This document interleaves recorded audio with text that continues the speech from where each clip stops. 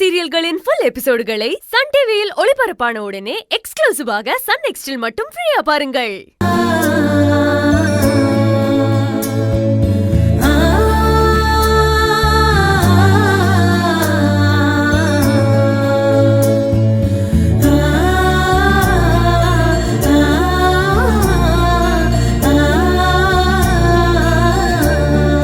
பொன்னி,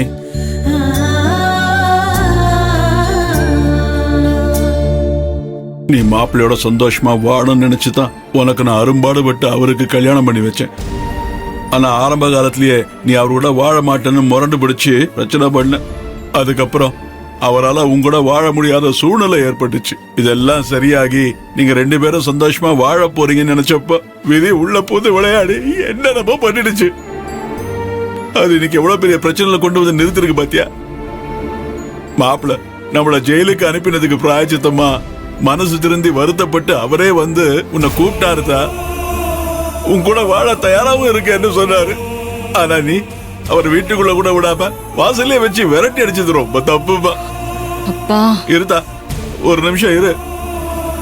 நான் பேச வேண்டியதெல்லாம் பேசி முடிச்சிடுறேன். இதுக்கு மேலேயும் நான் பேசாம இருந்தேன்னா அப்புறம் எப்பவுமே பேச முடியாம போயிடுதா. என்ன பேச விடு பொன்னி. இப்ப நீ விரட்டி அனுப்பினது மாப்பிள்ளைய இல்ல, உன் வாழ்க்கைய, உன் எதிர்காலத்தை, உன் சந்தோஷத்தை. இதெல்லாம் உனக்கு புரியுதா இல்லையாத்தா? நீ சின்ராஸ் கூட வாழங்கிறதுக்காக நான் பண்ண தியாகத்துக்கெல்லாம் எந்த அர்த்தமும் இல்லாம போயிடுச்சு. நீ இப்படி மாப்பிள்ளை பிரிஞ்சு இருக்கிறது கொஞ்சம் கூட நியாயம் இல்லத்தா. இங்க பாரு, நீ அம்மா பேச்ச கேட்டுக்கிட்டு தயவு செஞ்சு ஆடாத. உங்க அம்மா உனக்கு நல்லது பண்றதா நினைச்சுக்கிட்டு உனக்கு கெட்டது பண்ணிட்டு இருக்கா. அவ உனக்கு மருந்து கொடுக்கறதா நினைச்சு உனக்கு விஷத்தை கொடுத்துட்டு இருக்கா. அம்மா தயவு செஞ்சு புரிஞ்சுக்கோ. நீ வாழணும்னா நீ இந்த வீட்டை விட்டு போகணும். நான் போறேன்ப்பா, நான் போறேன். ஆனா உன் மாப்பிள்ளை வீட்டுக்கு இல்ல, ஒரேடியா செத்து போறேன். அது உனக்கு சந்தோஷமா இருக்கும்ல? ஓ, ஏம்மா இப்படி எல்லாம் பேசுற? உன்னை சாகடிக்கு கண்ணுக்குள்ள வச்சு இப்படி எல்லாம் வளர்த்து ஆளாக்கினா அது உனக்கு புரியுது இல்ல? இப்ப நான் உன் மாப்பிள்ளை வீட்டுக்கு போனா எனக்கு அதான் நடக்கும். என்ன ஒண்ணு, நான் ஒரேடியா சாகிறதுக்கு பதிலா கொஞ்சம் கொஞ்சமா சாவேன். ஏதா மாப்பிள்ளை என்ன அவ்வளவு கெட்டவரா? ஊருக்கெல்லாம் நல்லது நினைக்கிறது, உனக்கு மட்டும் கெட்டது நினைப்பாரா? இல்லப்பா, அவர் எனக்கு கெட்டது நினைக்க மாட்டாரு. ஆனா அவர் தங்கச்சிக்கு நல்லதான் நினைப்பாரு. அந்த நல்லது எனக்கு கெட்டதா மாறும். அவர் தங்கச்சிய வாழ வைக்கிறேன்னு நினைச்சு என்ன தானே சாவடிச்சிட்டு இருக்காரு. அது அவர் தெரிஞ்சு பண்றாரா, தெரியாம பண்றாரா, நல்லதுக்கு பண்றாரா, கெட்டதுக்கு பண்றாரா, இதெல்லாம் எனக்கு தெரியாதுப்பா. ஆனா அதனால பாதிக்கப்பட போறது நான் தான்ப்பா. போதும், நான் ரொம்ப அனுபவிச்சிட்டேன். இனிமே அங்க போக முடியாதுப்பா. அத்தா புரிஞ்சுக்காத்தா, அவசரப்பட்டு முடிவு பண்ணாத. ஒரு உறவை ஏற்படுத்துறதுக்கு பல ஜென்மம் ஆகும். இந்த ஜென்மத்துல நீயும் மாப்பிளையும் புருஷன் பொண்டாட்டி ஆகியிருக்கீங்கன்னா அது இப்ப இங்க தீர்மானம் ஆனது இல்ல. எத்தனையோ ஜென்மமா எங்கேயோ எப்பவோ தீர்மானம் ஆனதுதா. அத ஒரு நிமிஷத்துல அது தெரிஞ்சிடாதத்தா. இல்லப்பா, இது எங்கேயோ எப்போ நிச்சயமான உறவுனா இந்த பிரிவும் எங்கேயோ எப்பவோ நிச்சயமான பிரிவு தான். இந்த உறவை ஏத்துக்கிட்ட மாதிரி இந்த பிரிவையும் ஏத்துக்கிட்டு தான் ஆகணும். இல்ல பொண்ணு, நான் சொல்றத கேளுதா. அவசரப்பட்டு நீயே உன் தலையில மண்ணை வாரி போட்டுக்காரு. எனக்கும் உன் அம்மாவுக்கு வயசாயிடுச்சு.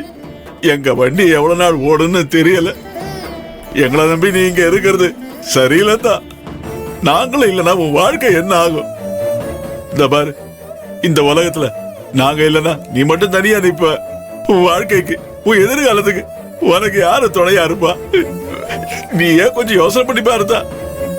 நான் மாப்பிள்ளை கிட்ட பேசுறேன், நடந்ததெல்லாம் மறந்துருங்கன்னு அவர் காலில் விழுந்து கெஞ்சி கேட்டு என்னோட கண்ணீரால அவர் காலை கழுவுற. அவருடைய ஏத்து பாருதா. நீ சந்தோஷமா வாழணும், அதுக்கு என்ன வேணாலும் செய்யறதா. பேசிட்டீங்களா? பேசி முடிச்சிட்டீங்களா? இதுக்கு மேல நீங்க ஒரு வார்த்தை கூட பேசாதீங்க. நீங்க பேசாம இருந்தாலே போதும். உங்க மாப்பிளைக்கு இப்படி பறிஞ்சு பேசிதான் என்ன இந்த மாதிரி நிலைமைக்கு ஆளாக்கி இருக்கீங்க. என் வாழ்க்கை வீணா போனதுக்கு காரணம் சின்ராஸ் மட்டும் கிடையாது, நீங்களும் தான். நீங்க என் வாழ்க்கைய பத்தி பேசுறதுக்கு உங்களுக்கு என்ன அருகதை இருக்கு? இனிமே என் வாழ்க்கையில நீங்க எந்த முடிவும் எடுக்க கூடாது, எந்த விஷயத்திலயும் நீங்க தலையிடக்கூடாது. அப்படி தலையிட்டீங்கன்னா நான் என்ன பண்ணுவேன், ஏது பண்ணுவேன் எனக்கே தெரியாது. அந்த துளசி இருக்கிற வரைக்கும் நான் சின்ராஸ் கூட சேர்றத பத்தி நினைச்சு கூட பார்க்க முடியாது. ஏன்னா அவரால என்ன சந்தோஷமா வச்சுக்கவே முடியாது. அதனால நாம நமக்கு சேர வேண்டிய சொத்தை பிரிச்சு வாங்கிட்டு நம்ம வழியை பார்த்துட்டு நம்ம போயிட்டே இருக்கலாம். என்னத்தான் சொல்ற? உங்க மாப்பிளைய பத்தி பெருமை பேசி என்ன காயப்படுத்தாதீங்க. இனிமே நான் யார் பேச்சும் கேட்க போறது இல்ல. இது உங்களுக்கு பிடிக்கலன்னா நீங்க தாராளமா உங்க மாப்பிள்ளை வீட்டுல போய் இருந்துக்கலாம். இதுக்கு மேல என்கிட்ட பேசாதீங்க. ஏன்டா நான் அப்பா, சொல்றத பேசாதீங்கன்னு சொல்லிட்டேன், அவ்வளவுதான்.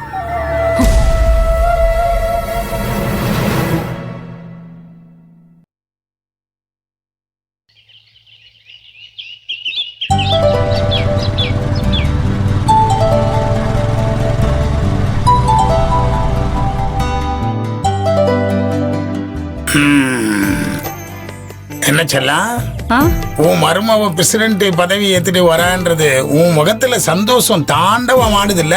இருக்காதா பின்ன? இனிமேல் என்னைய ராஜபாண்டியோட அம்மான்னு கூப்பிட மாட்டாங்க, பிரசிடண்டோட மாமியான்ல கூப்பிடுவாங்க.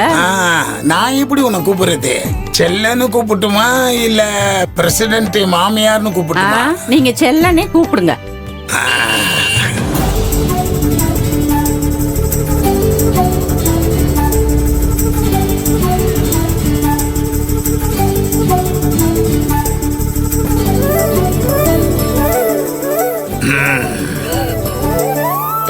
புள்ள வா, புள்ள மாலைய கழுத்துல போடு. தங்கம் போட்டு கொடு, விடுப்பா. நான் போறேன்.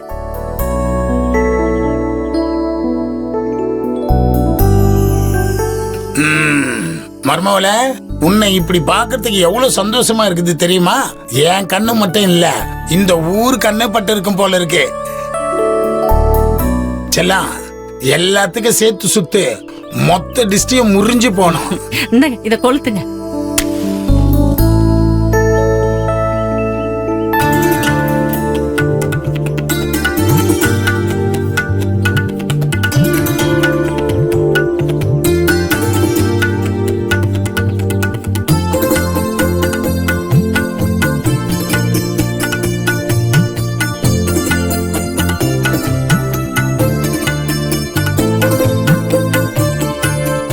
உள்ள கூட்டிட்டு போப்பா. சரிம்மா.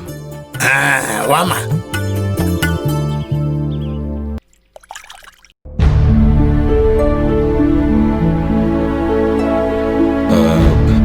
தங்கம்மா, அம்மா இங்க வந்து நில்லு.